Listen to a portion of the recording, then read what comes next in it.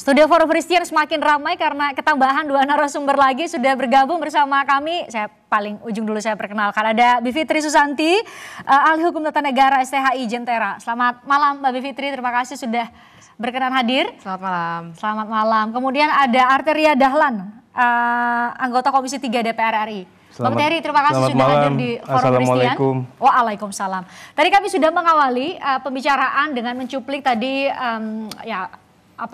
instruksi Presiden di 20 September 2019 maksud saya, yang meminta untuk menjaring ya masukan-masukan dari kelompok yang masih menolak ketika itu draft RKUHP 2019. Dan hari ini Mbak Bivitri ada 6 Juli 2022 sudah diserahkan draft terbaru. Salah satunya tadi kami sudah cuplik bahwa spesifik soal pasal apa tadi, penghinaan terhadap presiden, diberi penjelasan untuk kemudian tidak multitafsir. Menurut Mbak Bivitri, apakah ini menjadi jalan keluar dengan memberikan penjelasan-penjelasan yang lebih spesifik untuk bisa tidak menjadi pasal karet dalam tataran implementasi nantinya? Apakah ini sudah cukup atau ada hal lain menurut Anda? Saya kira begini ya, pembuat undang-undang dan pemerintah punya asumsi bahwa akses masyarakat terhadap sistem peradilan kita sama. Nah, jadi seringkali ada argumennya seperti ini, jangan khawatir, nanti dibuktikan saja di pengadilan, ada penjelasannya, sudah jelas ini penghinaan seperti ini dan seterusnya. Kritik itu seperti ini. Tapi yang harus disadari, ini kan semua bisa kena ya. Jadi kalau saya misalnya, ya mudah-mudahan sih saya selalu ada teman lawyer yang bisa mendampingi saya, tapi bayangkan misalnya kawan-kawan mahasiswa atau siapa saja yang mungkin tidak punya akses yang sama seperti saya maupun kita semua yang ada di sini, yang harus didatangi dulu oleh polisi, mungkin saja ada upaya-upaya paksa dan kemudian harus membela dirinya di pengadilan misalnya. Nah, jadi kan hal-hal itu yang juga harus diperhitungkan bahwa tidak semuanya punya akses yang sama, sehingga penjelasan itu walaupun dibuat sebagai jalan tengah barangkali ya. Jadi itikat baiknya harus kita apresiasi. Ini jalan tengah. Tapi secara prinsip soal-soal penghinaan terhadap presiden maupun lembaga negara lainnya itu memang melanggar prinsip demokrasi yang membuat orang kebanyakan karena semua bisa kena, orang jadi khawatir untuk berpendapat. Sekarang saja nih, saya diskusi dengan banyak teman mahasiswa, banyak yang nanya tips and tricks, Mbak, kalau kita mengkritik biar nggak ditangkap polisi, gimana ya caranya? Berarti tips kan ketakutan itu nyata.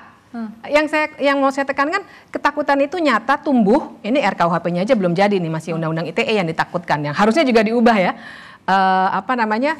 Artinya ketakutan itu nyata bisa timbul dari pasal-pasal yang mengancam pidana. Sehingga di banyak negara yang demokratis, pasal-pasal seperti ini memang tidak hadir. Tapi presiden ataupun lembaga negara lainnya silakan menggunakan pasal-pasal yang sudah ada untuk semua warga negara. Setiap warga negara ya. Betul. Yang berlaku untuk semuanya. Mas Albert, posisinya masih demikian, diapresiasi ada itikat baik, tapi masih belum dalam tanda petik memuaskan kelompok yang menolak. Ya, pertama-tama saya mau mengucapkan terima kasih atas apresiasinya Mbak Bibit. Tetapi yang tadi disampaikan oleh Mbak Bibit adalah persoalan penerapan norma dalam konteks law enforcement. Jadi bukan soal konstitusionalitas norma yang diatur dalam pasal 218 rancangan KUHP tentang penyerangan harkat dan martabat presiden. Nah, malam ini saya mau menyampaikan, Christian, bahwa rumusan pasal di 218 RKUHP tersebut sangat-sangat berbeda dengan pasal 134 KUHP tentang penghinaan terhadap presiden yang sudah dianulir oleh MK. 2006 lalu. Jadi ya berbeda sekali. Apakah boleh saya jelaskan perbedaannya? Apa bedanya? Ya, perbedaan yang pertama adalah dari sisi jenis delik. Kalau pasal 134 itu jenis deliknya adalah delik biasa atau gewone delikten. Artinya setiap orang bisa melapor. Setiap relawan, simpatisan presiden yang merasa junjungannya dihina itu bisa melaporkan, tanda kutip. Kami punya datanya, ada beberapa perkara serupa yang dilaporkan oleh simpatisan atau relawan. Kalau pasal 218, jenis deliknya adalah aduan atau kelah delikten. Artinya legal standing-nya itu untuk mengadu hanya di presiden. Oke, kita koma dulu. Itu tidak cukup, Mbak Bivitri? Tidak cukup? Tidak cukup karena esensinya adalah kehadiran pasal itu yang bisa membungkam atau membuat takut orang-orang yang akan memberikan kritik. Kalau soal delik aduan atau tidak itu kan persoalan teknis ya, tapi saya setuju bahwa KUHP berbeda dengan KUHAP yang acara pidana ya untuk penonton yang mungkin tidak ini ya, untuk itu acara pengadilan lah gitu. Tapi tetap saja yang akan membuat seseorang diseret atau tidak ke hadapan pengadilan adalah pasal-pasal di KUHP-nya. Jadi memang perumusannya juga harus sama hati-hatinya dengan perumusan penegakan hukumnya. Kita tidak bisa berasumsi bahwa penegakan hukum kita sudah sempurna sehingga tidak akan disalahgunakan, karena kenyataannya sekarang banyak sekali kalau masyarakat sipil yang mengadukan lembaga negara tidak kunjung diproses, seperti kasusnya Fathia dan Haris Azhar. Sementara Fathia dan Haris Azharnya sendiri sekarang sudah jadi tersangka, sudah lama jadi tersangka. Padahal juga sama-sama dilaporkan. Itu contoh aja ya, bagaimana penegakan hukum kita masih jauh dari sempurna. Jadi diharapkan dalam tataran aturan dalam KUHP-nya yang harus sebisa mungkin kemudian meminimalisir hal-hal yang tidak diinginkan ketika dalam tataran implementasi. Begitu maksud Mbak Bivitri ya. Lanjutkan berikutnya. Tadi yang disampaikan Mbak Bibit itu kan adalah kekhawatiran kan, makanya kita mau bereskan itu dengan perumusan norma dan penjelasan yang sejelas-jelasnya supaya masyarakat awam pun bisa menilai. Nah, Christian, saya lanjutkan nih perbedaan antara 134 KUHP tentang penghinaan presiden dengan pasal 218 RKUHP. Itu yang pertama tadi saya sudah sampaikan, legal standing-nya hanya ada di presiden, berarti simpatisan relawan presiden tidak bisa mengadu sebagaimana adagium juro suo uti nemo cogitur, artinya tidak ada seorang pun yang diwajibkan menggunakan haknya. Berarti kalau presiden tidak mau mengadu, tidak akan ada proses hukum atas penghinaan terhadap presiden. Itu pertama. Yang kedua, dari sisi ancaman pidana, itu kalau 134 KUHP yang sudah dianulir MK, ancaman hukumannya 6 tahun penjara, berat sekali, dan dapat ditahan dalam proses. Sedangkan dalam pasal 218 RKUHP, ancaman pidana itu 3 tahun 6 bulan. Artinya tidak dapat ditahan selama dalam proses. Yang ketiga, ada yang menarik sekali, Christian. Di pasal 218 ini mengandung alasan penghapus pidana khusus, yaitu bukan penyerangan harkat dan martabat presiden kalau dilakukan untuk membela diri atau untuk kepentingan umum. Konkretnya misalnya? Ya, artinya gini, kalau memang apa yang dilakukan itu adalah suatu kritik terhadap policy, ya kritik yang ditujukan pada pemerintah untuk memperbarui atau memperbaiki kebijakan, itu nggak bisa dipidana dengan pasal ini. Nah, yang keempat, tadi sudah disinggung juga di awal, penjelasan yang sangat sejelas-jelasnya atau sedetail mungkin. Nah, argumen yang disampaikan oleh kami dari tim ahli pemerintah, itu pun didukung oleh putusan MK juga yang lain. Yang mengatakan seperti ini, kalau ada, jadi begini, saya ceritakan sedikit ya. Pada waktu ini bukan maksudnya menggurui Mbak Bibit selaku ahli hukum tata negara, mohon koreksi kalau saya salah Mbak Bibit. Ini putusan jadi MK gini, ya? Iya, jadi gini, waktu putusan MK nomor 13 dan 22 tahun 2006 itu, MK masih menjadi negatif legislator. Artinya kalau ada pengujian undang-undang terhadap undang-undang dasar, MK ya udah kalau memang inkonstitusional, MK menyatakan pasal ini inkonstitusional.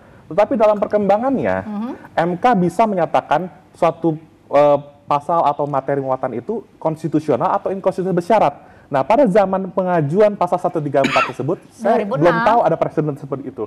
Nah, belakangan kita mengenal MK mengatur hal tersebut. Jadi bisa saja kalau ada pengujian pada pasal itu, bisa dimaknai sebagai delik aduan. Nah, inilah yang saya sebut dengan penyusunan RKUHP yang sudah demokratis, Christian. Saya mau tanya, demikian konstruksinya kalau memang putusan Mahkamah Konstitusi itu menguji ketika itu 2006 terhadap Undang-Undang Dasar, dan saat ini bisa kemudian sederhana, saya coba untuk menangkap ya. Sederhana apakah ini 2006 MK sudah membatalkan pasal 134, kemudian masuk lagi kan di RKUHP, itu maksudnya? Iya, karena begini, tadi saya lupa menyampaikan seperti ini.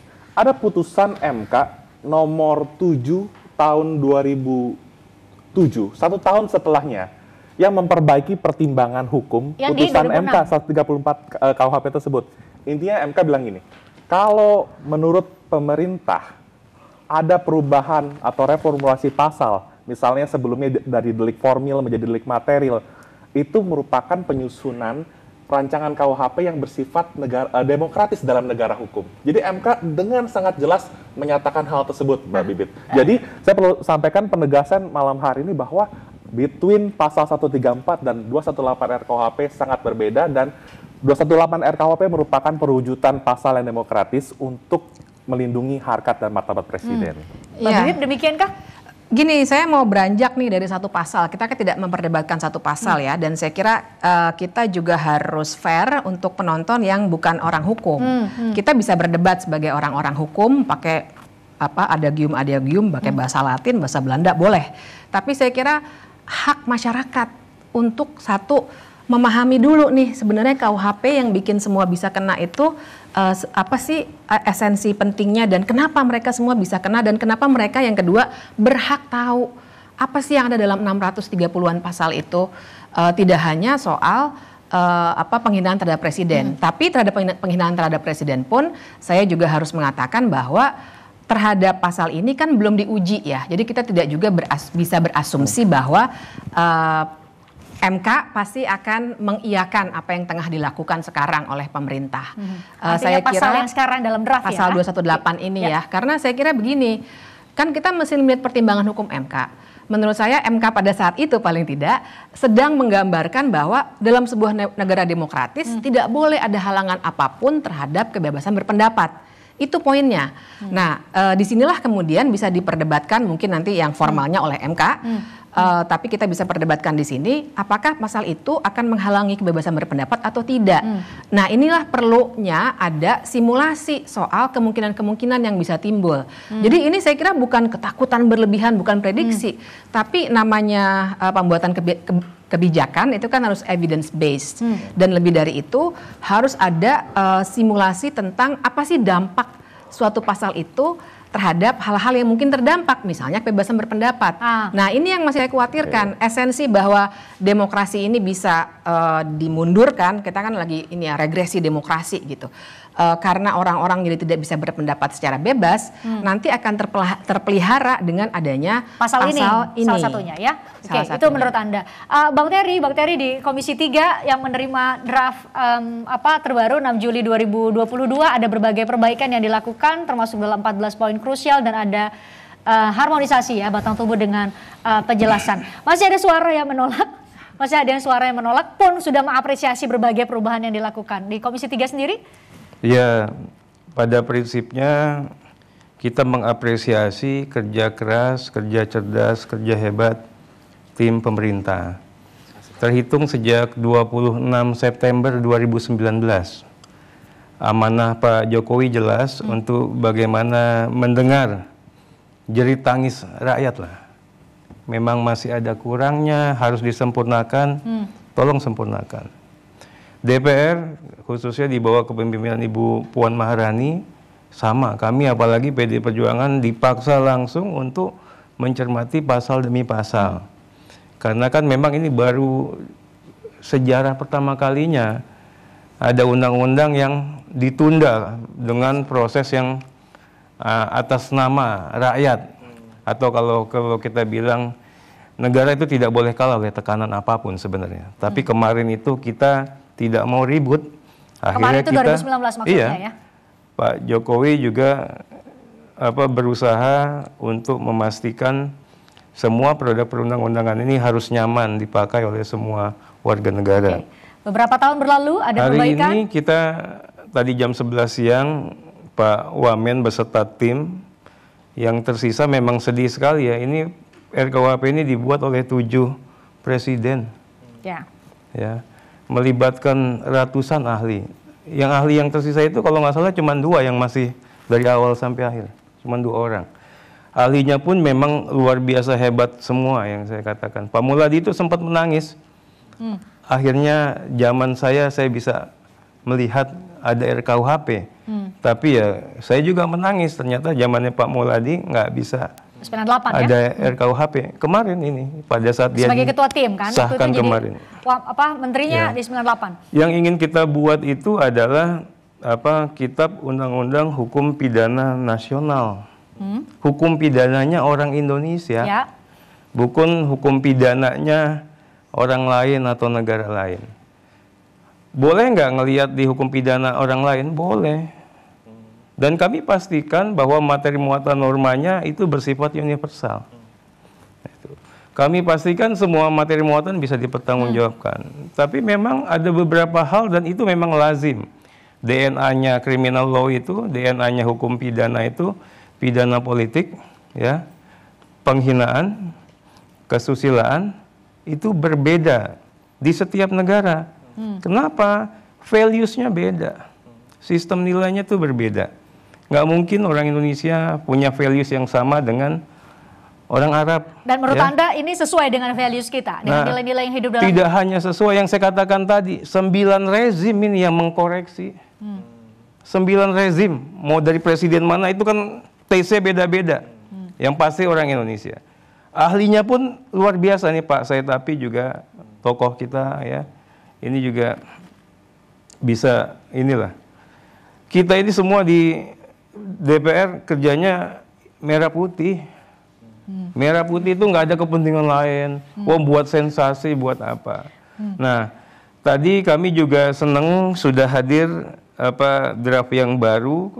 Tadi dikatakan sama Pak Wamen sudah mengakomodir keluh kesah terkait dengan 14 isu krusial. Ya. Kemudian juga reposisi pasal, jadi ada beberapa pasal yang memang karena hilang kayak dokter dan dokter gigi yang berpraktek itu. Kemudian dengan advokat yang curang itu kita drop karena kan semua yang curang itu ya dipidana lah, nggak hanya advokat. Kemudian juga ada perbaikan typo, ya ada beberapa Salah yang ketik ya. ya, kemudian sama masalah lubang jadi lubang, kreditor dan sebagainya itu kita perbaiki. Begitu juga memperbaiki teknis penyusunan, seperti penyesuaian urutan pasal, ya. Kemudian perbaikan acuan, reference, ya. Kemudian lagi mengenai penyesuaian penyusunan istilah. Nah, dikatakan jadi, tadi menurut Adinda, Bang Terry udah lengkap itu udah lengkap belum yang draft 6 Juli 2022? Saya pikir ini suatu hal yang luar biasa, ya. Luar biasa kenapa? Nggak gampang merumuskan satu nilai atau values materi muatan norma. Luar biasa ya. artinya sudah lengkap, siap untuk disahkan. Sangat ya. Saya ingin katakan gini loh, kita bicara mengenai kesusilaan. Yang orang Islam belajarnya sampai ke Arab sana. Yang Hindu ke India tuh. Jadi betul-betul kita gali banget, melibatkan banyak ahli. Ya kalau memang misalnya masih ada yang masih ini, tentunya tadi sudah diputuskan sebagai sikap politik hukum. Ya, baik DPR maupun pemerintah, kita tidak paksakan, kita masih memberikan waktu ya. Adinda masih bisa kasih masukan, Bi Fitri ngasih masukan ke kita untuk bisa disempurnakan lebih baik lagi. Di Komisi 3 ya, sekarang kan bandulnya ada di Komisi 3. Iya, dan ini kita bawa kesimpulan rapatnya, saya bawa betul. Sebentar, jangan dibacakan dulu, kita harus jeda, setelah itu saya beri kesempatan ke Anda untuk menyampaikan kesimpulan rapatnya. Tadi sih saya nonton kesimpulan rapatnya, kalau RUU pemasyarakatan bisa mungkin langsung disahkan di rapat paripurna berikutnya, tapi RUU KUHP yang diminta untuk ada pandangan para fraksi. Nanti kita lanjutkan pandangan fraksi ya, betul ya, di pembicaraan 32, betul ya? Oke, pembicaraan 32. Nanti kami akan lanjutkan pembicaraan terkait hal ini. Kalau tadi Bang Terry Komisi 3 sudah mengatakan ini draftnya sudah lengkap dan siap untuk disahkan. Kira-kira demikiankah bagi para narasumber lain? Sesaat lagi kami bahas di Forum Christian.